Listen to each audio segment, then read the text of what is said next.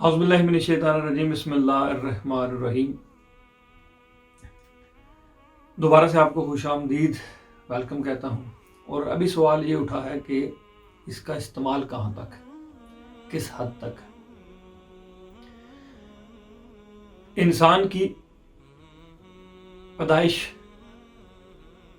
اس کی کاوش کوشش کے ذریعے، چاہے جسمانی بلندی، چاہے جسمانی بناوٹ، چاہے کوشش سمارٹ ہونے کی، چاہے اس کے دوڑنے کی سپیڈ، چاہے اس کے بولنے کی سکت، چاہے اس کی آواز کی اونچائی، چاہے اس کے کام کرنے کی ہمت طاقت، چاہے اس کے دیکھنے کا حد، چاہے اس کے سننے کی کمپیسٹی، چاہے کچھ بھی لے لو، اللہ نے ہر چیز ایک اندازے کے تحت لمٹ میں رکھی۔ اس دنیا میں انسان آیا ہے تو ہر ایک چیز لمٹ میں ہے، اور لمٹ کے ساتھ جو بھی جبر ہوا ہے وہ جبر ہمیشہ بہت حد درجہ فائدہ مند ہوا ہے۔ اللہ قرآن میں کہتا ہے ہم نے ایک اندازے کے تحت ہر چیز کو مقرر کر دیا جو ایک مقررہ مدت تک گردش کرتی رہے۔ سورج کو ایک جبر کے تحت ایک کھلی آزادی چھین کے ایک مقرر حد میں رکھ کے اس کو نکلنے کا آرڈر جاری خالق نے کر دیا۔ اسی طرح چاند کو کر دیا، اسی طرح ہواؤں کو، فضاؤں کو، بادلوں کو اور مختلف چیزوں کو اپنے جبر کے تحت پکڑ لیا۔ وہ جبر ہمیں لگتا ہے اگر ہم اس کا فلسفیانہ انداز سے یا اپنے ذہن کے ذریعے سے، جیسے ہم گھر میں ہوتے ہیں، ہمیں ماں باپ کہتے ہیں کہ یہ نہیں کرنا، ہمیں روکا جاتا ہے کہ یہ مت کرنا۔ اللہ قرآن میں ہمیں کہتا ہے کہ یہ مت کھانا۔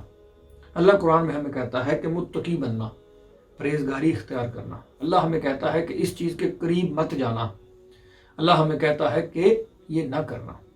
ایک جبر کے تحت، ایک ریسٹرکشن کے تحت ہماری آزادی کو ایک لمٹ میں رکھا جاتا ہے۔ کیوں؟ اب واپس اس بات پہ، سورج کو اس کی مکمل آزادی چھین کے، میں جس انداز سے، فلسفیانہ انداز سے آپ کو سمجھانا چاہ رہا ہوں، یہ میں اس انداز سے بیان کر رہا ہوں، ورنہ سورج کو کوئی کمپلین نہیں، وہ تو اپنے خالق کے حکم کے متحد ہے اور وہ اسی میں خوش ہے۔ اس کی مسرت کا اندازہ آپ اور میں کیسے کر سکتے ہیں؟ تو لہٰذا میں ایک فلسفیانہ انداز میں آپ کو ایکسپلین یہ کرنا چاہ رہا ہوں کہ جہاں جہاں جبرن اس چیز کی کیفیت سے ہٹ کے یا اس کی مرضی کے مطابق ہٹ کے جہاں بھی روکا گیا، وہ ہمیشہ کسی نہ کسی فائدے کے تحت ہوا، اور اس کے فائدے سے ہٹ کر بہت ساری انسانیت کے فائدے کے لیے ہوا۔ درویش نے اپنی زندگی، فقیر نے اپنی زندگی، اولیاء اکرام نے اپنی زندگی، اور جتنے بھی اللہ کے برگزیدہ شخصیات ہوئی ہیں ان کی زندگی میں آپ کو مسلسل جبر کی کیفیت نظر آئے گی کہ یہاں ریسٹرکشن ہے، یہاں رکے ہوئے ہیں، یہاں یہ نہیں کر رہے، یہاں یہ نہیں کھا رہے، یہاں اس چیز کو چھوڑ رہے ہیں، یہاں اس سے بات منقطع کر رہے ہیں، یہاں اپنے آپ کو کمرے میں بند کر رہے ہیں، یہاں وہ یہ کر رہے ہیں، یہاں اس کو یہ مشورہ دے رہے ہیں اور پھر کہہ رہے ہیں کہ آگے تمہاری مرضی۔ مطلب ہر چیز میں ایک جبر کی کیفیت ہے، تو اس جبر کی کیفیت نے بہت سارے چیزوں کو فائدہ دیا۔ تو ایک علم العداد کے استعمال کے ریلیٹڈ میری بات بڑی لمبی ہو جائے گی، اس لیے میں اس کو ادھر جبر کی ایکسپلینیشن تھوڑی سی دے کر آپ کو، اللہ کا نام کا جبار جس کو کہتے ہیں کہ جبر کرنے والا، دوسرے لفظوں میں کہتے ہیں کہ ظلم کرنے والا، ہرگز مطلب یہ نہیں۔ تو جبر نے جہاں جہاں بھی اپنا قدم رکھا، جس انداز میں بھی رکھا، اس نے ہمیشہ فائدہ پہنچایا۔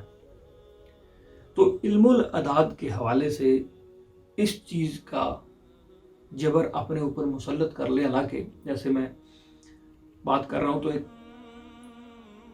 اللہ کے نام جو جبارو ہے، اس کو زیادہ تر کہتے ہیں جبر کرنے والا، یا کہارو یا جبارو دیتے ہیں کہ کوئی ظلم کر رہا ہے تو اس کے لیے پڑھا جائے تو وہ कहर उस पर ढाएगा, वो ये होगा वो होगा। जब्बारो जो अल्लाह का नाम है उसको बेसिकली जबर एक कनेक्शन का नाम है, जबर करके उसकी मर्जी के खिलाफ उसको फ़ायदा पहुंचाने के लिए और दूसरी महलूक को फ़ायदा पहुंचाने के लिए एक हद मुकर्रर की।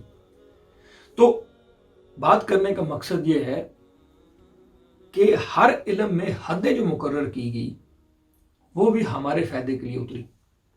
तो इल्मुल अदाद की हद और कहाँ तक इस्तेमाल इसका, मैं एक जुमले में आपको अपना एक्सपेरिमेंट आपके सामने रखता हूँ और दूसरे जुमले में दूसरी बात की तशरीह कर दूंगा। एक जुमला जो साफ और सीधा मैं कहना चाहता हूँ, इसकी हद बंदी मैं नहीं कर सकता कि इसका इस्तेमाल कहाँ तक हो सकता है और कहाँ तक करना चाहिए। अगर मैं ये कर दूँ तो क्या मैं सारी चीज़ें जान गया उसके हवाले से? ये कतन नामुमकिन है। मैं खुद ही अदाद के हवाले से ये कह रहा हूँ कि अदद का एंड नहीं है, तो इल्मुल अदाद का एंड भी नहीं है। इसको जितना आप जान सको उतना ये बढ़ता जाता है, जितनी इसकी कैफियत निकाल सको उतनी निकलती हैं। तो ये आपको आने वाली वीडियोस में पता चलेंगी और समझ भी आएगी। तो एक जुमला तो ये मेरी ज़ात का है, मेरे नज़रिए का है, मेरी फ़िक्र का है, मेरी एक्सप्लेनेशन है कि मैं इसके बारे में क्या कहता हूँ कि कहाँ तक इस्तेमाल है। और वो ये है कि हरगिज़ इसका एंड मैं नहीं तय कर सकता कहाँ तक इस्तेमाल करना है। एक सोच आपके सामने रखता हूँ जिसका इस्तेमाल आपके ऊपर अपने लिए बड़ा फ़ायदेमंद होगा। इस हवाले से जो भी इल्म हो वो इल्म के पैदा करने वाले को जहन में रख के इस्तेमाल किया जाए तो वो फ़ायदा ही फ़ायदा, बुलंदी ही बुलंदी, बुजुर्गी ही बुजुर्गी, कमाल ही कमाल, अपनी ज़ात को समझने से लेकर दुनिया के माहौल, दुनिया की कैफियत, दुनिया के तज़किरे, दुनिया की हिस्ट्री, दुनिया कैसे होगी, यहाँ तक कि पेशन गोइयाँ, यहाँ तक कि जो मुसद्दक़ा पेशन गोइयाँ, क्योंकि बहुत सारी पेशन गोइयाँ ऐसी भी हुई हैं जो कि गलत भी हुई हैं और बहुत सारी ऐसी हैं जिनकी 99% सही भी हुई हैं। तो इसलिए अगर उस ज़ात को जिसने इल्म दुनिया में उतारा है उसको मद्देनज़र रख के उसका इस्तेमाल करेंगे जो कि हमेशा ही फ़ायदा देगा, हमेशा ही फ़ायदे की तरफ बढ़ेगा, तो जहाँ तक हो सके उस इल्म को बढ़ाएं और उसको आगे लेकर जाएं, उसमें से मुख्तलिफ नुक्ते निकालें, मुख्तलिफ हिस्से उसके जो आज तक नहीं निकले आप निकाल सकते हैं, उसको मद्देनज़र रख के फिर आप गलत नहीं होंगे।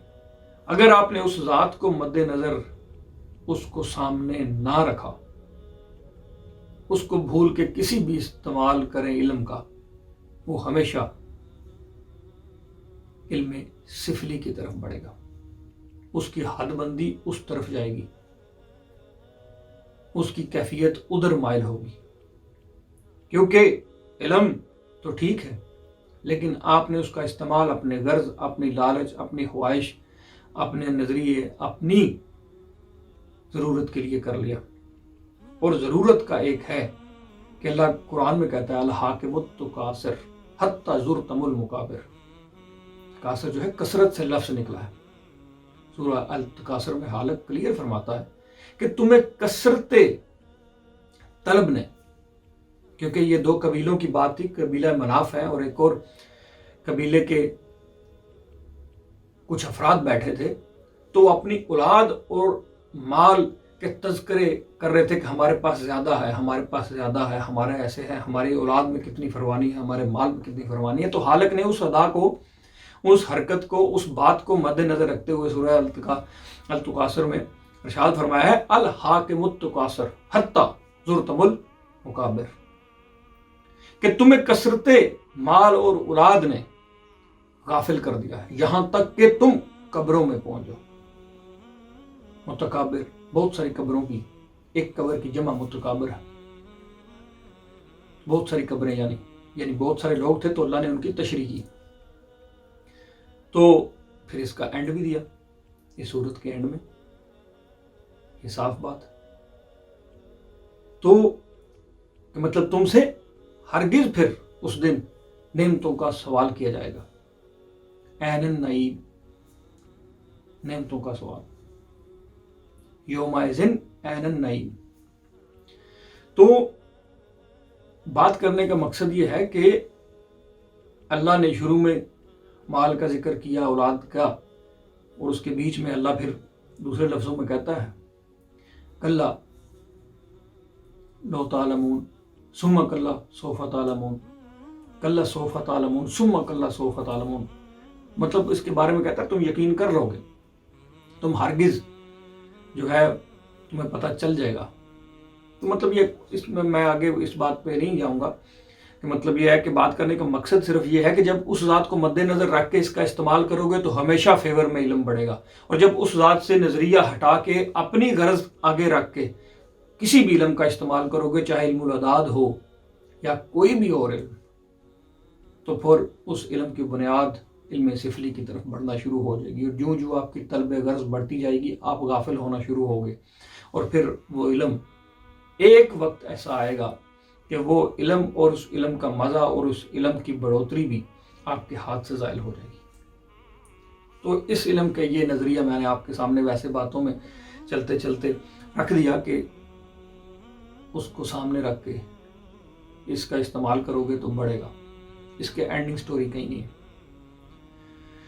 تو آگے نیکسٹ ویڈیو میں ملتے ہیں، تو اس کے لیے شرط یہ ہے کہ خدا حافظ۔